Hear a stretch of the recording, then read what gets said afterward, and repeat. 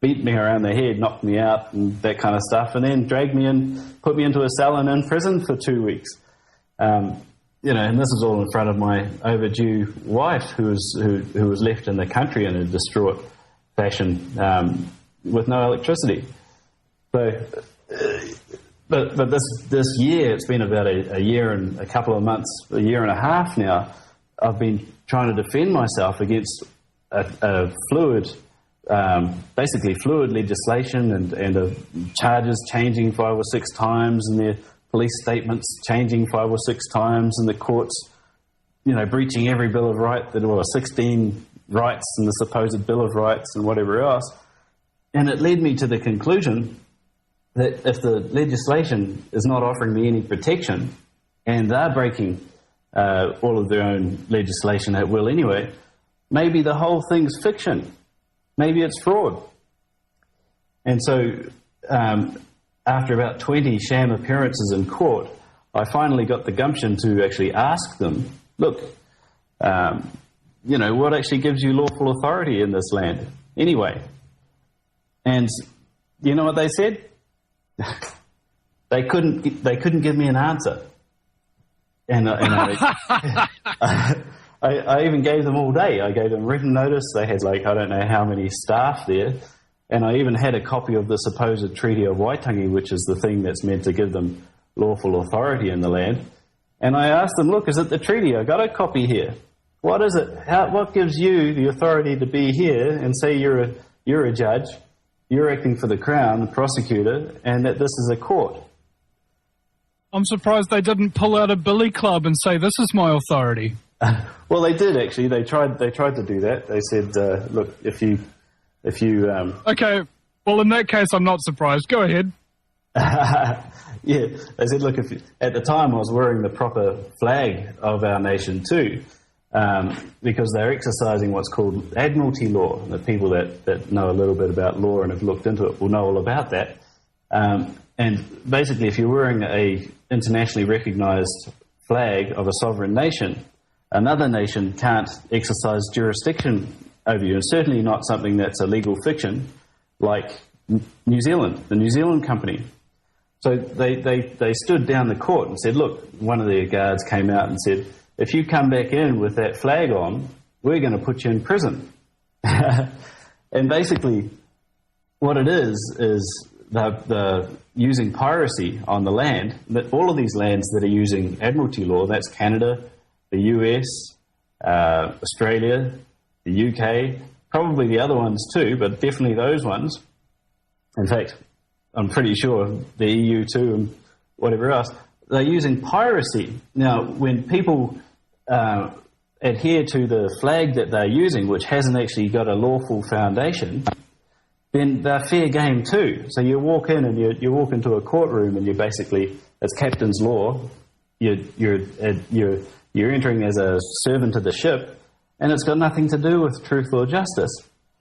But in my case, and this is available for anyone in the world, basically, you can use a lawful flag, you walk in there, don't even walk in, just go to the viewing gallery, and ask them to prove that they're a court of the land. And they can't. Now, there's a group in the UK, the bcgroup.org.uk. I highly recommend looking at the headwork that they've done and the videos they've got there. They actually went to, they had 500 people turn up to the Birkenhead court and asked the judge to produce his oath 3 times. Now, after the 3rd time, because the judge refused, of course he refused because they're fraudulent, they're not even judges, they haven't even got an oath as a judge. They could lawfully do a citizen's arrest on the guy for impersonating a judge. And they attempted to do that. Now, if you go to Vimeo and look at Birkenhead Judge, or just the bcgroup.org.uk, you can actually see, because there's videotaped, see what they did there. Now, it's this admiralty law is the same law that was used to crucify Jesus by the Pharisees.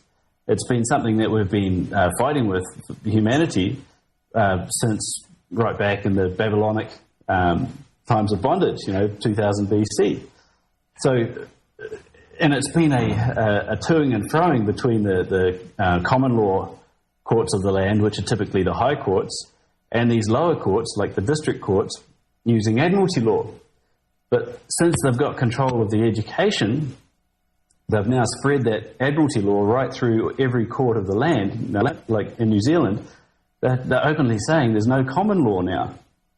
The district courts admiralty law, the high courts admiralty law, and they're trying to remove the jury trials, which is what's happening later this month with the Urewera terror suspects, that October 15th, 2007, and the appeal court is all admiralty law, and the Supreme Court, even mystery judges with admiralty law.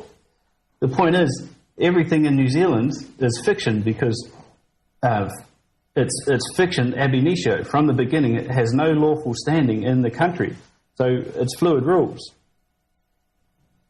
Now, there's a significance that our land, Aotearoa, has with this admiralty law, and that in 1840 it took a big step forward in terms of when before that it was just used between ports, so it was for commercial operations between ports, so ships at sea.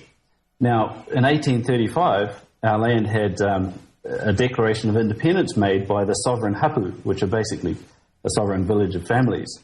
They got together, wrote a declaration of independence, and King William IV recognised it, said, yep, you're a sovereign nation, you're fair dinkum, all good.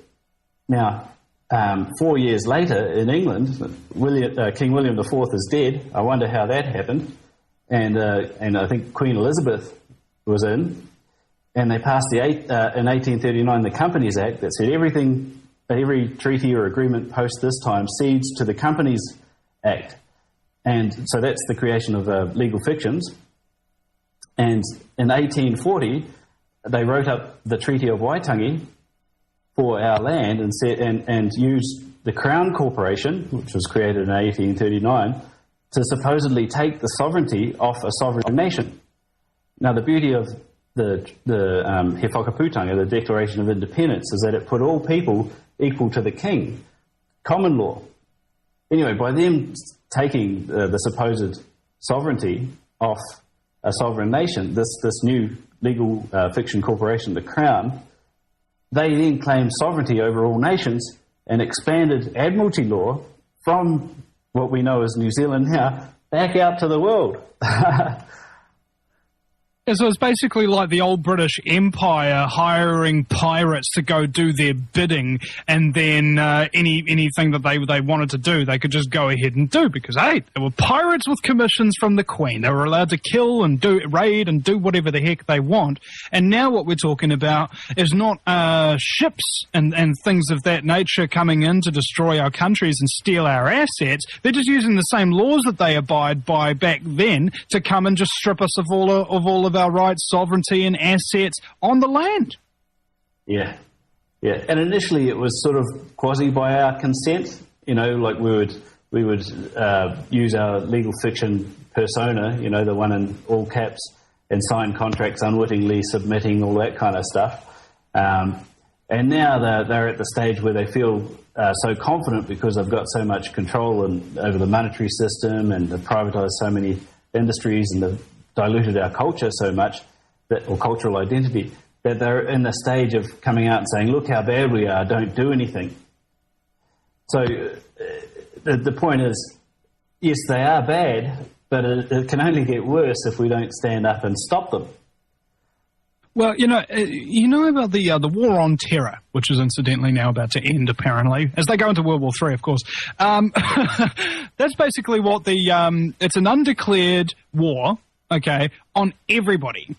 All right? That's basically it. Everybody's potentially a terrorist. Everybody's potentially. And so, therefore, everybody's under suspicion.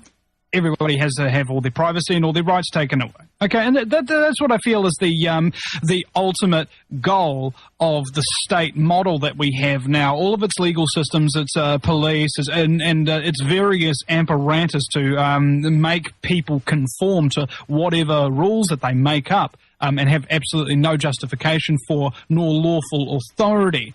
That's basically what it is a terrorist state. And a lot of people forget and or do not know that one of the definitions of terrorism is a method of governing people. State terror is, in fact, quite common throughout history. And what I feel, Simon, nowadays is that we have actually been subsisting under state terror for quite a long time. How do you feel about that? Yeah, I think so. You know, one of the keys that they have is individualization. It's just like the oppressing the middle class, or I should say depressing the middle class now, so that there's just going to be, you know, the upper class or their upper classes, and then this poverty-stricken, you know, beneath it. And it's the same with individualization. That what they've done is they've broken down the families. You see a big attack on the families, and they've decimating communities, and pushing us down into this state of being individuals, in which we don't really have sovereignty. You know, we have sovereignty of free will, our words and actions, but we can't make decisions for an area of the land like a community can. You know, so here they are globalizing everything, and that they're actually doing it on the basis of making us just individuals. We, you know, don't trust each other, can't talk about real issues, and then can't make a decision, can't exercise our democratic or divine right of free will. So if they're trying to take away something that was given by God, something that's divine, would that make the government a satanic organization? Well, I mean, the words have a big clue. They give a big clue, like to live, L-I-V-E, and the opposite of that is what? Evil, right? I do believe it's a spiritual battle, totally. Okay. Because I think it was one of the meanings of government. I think govern means control and mint means mental. So essentially, government, or at least a hidden meaning of it, is mind control. Yeah, mind control, and I mean, the good news is all of it's built on a fraud, fiction, which means it could be turned back at the snap of the fingers. Now, you know, I'm not saying anyone's perfect, but we look at Fidel Castro. I don't know if you've seen the movie The Untold Story about Fidel Castro, but in one speech he nationalized 30 corporations, 30 entities that had been taken by these internationals. So we can do the same thing, but first we need to get over our egos and our individualisms, and start, you know, talking about the real issues, educating ourselves. Well, what a revolutionary statement. To tell the truth in a time of great deceit is a revolutionary act. I think it might have been Thomas Jefferson that said that. My very special Kiwi collaborator for today is Simon Kaiwai, and we'll be right back after this short break.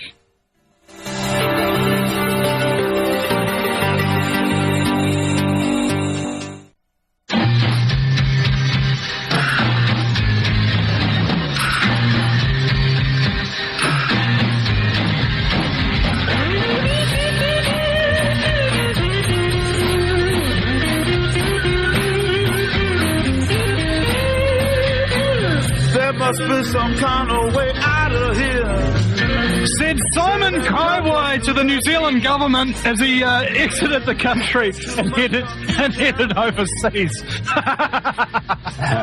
Well, I do want to go back with a carrot and a stick, my friend. Yeah. Well, maybe you'll come back like Vince Seamer did, and they'll have held a kangaroo court trial for you in your absence, and then when you come back, they'll arrest you at the airport, hold you without the right to see a lawyer in a solitary confinement cell with a cardboard box for a toilet for 4 days before the amount of protesters outside the prison got too much for them to ignore, so they let you out. You know, well, it's probably going to go the similar way, actually. Yeah. I'm so sick of this country in every single way. In so many ways. You know what I'm saying? It's like full spectrum Shiite Muslim is taking control of the country. You know, it's all Shiite. It's so terrible.